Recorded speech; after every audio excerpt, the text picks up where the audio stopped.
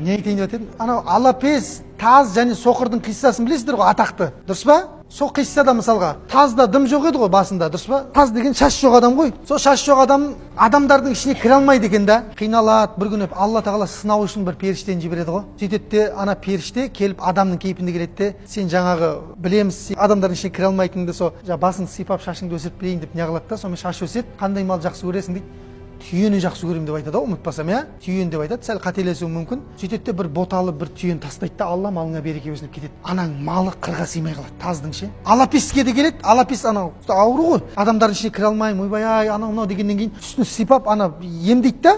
Қай мал жақсы көреді? Сиырды дейді да. Сиырды береді бір буаз жаңағы несімен. Алла сенің сиырыңа бер. Ананың сиыры қырға сыймай кетеді. Үшінші соқырға келеді. Соқыр саған не керек дейді? Мына туған жерді бір көрсем деп едім дейді да.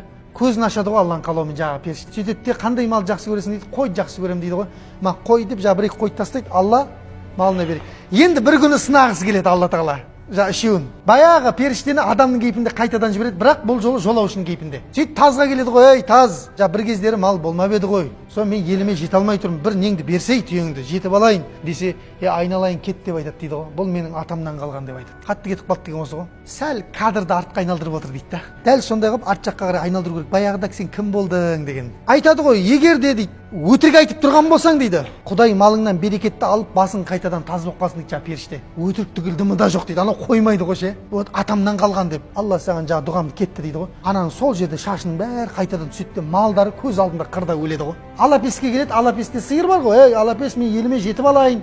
Анау мынау деп жатса, бұл мал атадан қалған деп айтады дейді ғой. Егер өтірік айтып тұрсаң, Алла малыңды өлтіріп, өзіңді алапес қылсын деп айтады. Сонда ананың малының бәрі қырылады да алапес болады дейді. Бұл пайғамбарымыздың хадисі. Бұрынғы ілгердегі қауымда болған. Үшінші соқырға келеді. Ей соқыр, сенде көзің баяғыда соқыр болған еді. Сонда елге жете алмай жатыр. Берсе бір малыңнан кішкентай жетіп алайық деген кезде, ей пәленше деп айтады дейді ғой. Ей жолаушы, мен Аллаға мыңда бір шүкір мына дүниені көргеніме дейді.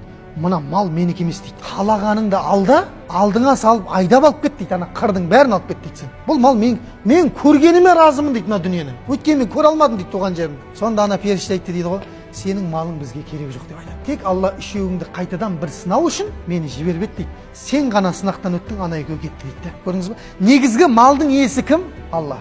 Мүлк лилля дедік қой, өткенде айттық қой, ләка уәл мүлк. Бүкіл мүлік кімдікі?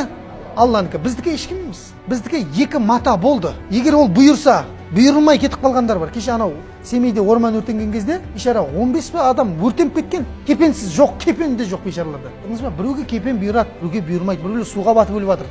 Жоқ, мәйіті табылмай қалғандар бар. Сондықтан ол біздің мүлкімізде ештеңе жоқ негізінде. Бәрі Алланікі. Қалаған уақытта алады, қалаған уақытта үйіп төгіп береді. Бірақ берген кезде не істемеу керек адам? Астамшылық қылмау керек. Бұл менің өзімнің тапқаным деп. Ойбай, демала алмай қалатындар бар. Ой, айналайын, бас ашуыңды. Сенікі ештеңе де жоқ сенде. Бұның бәрі Алланікі.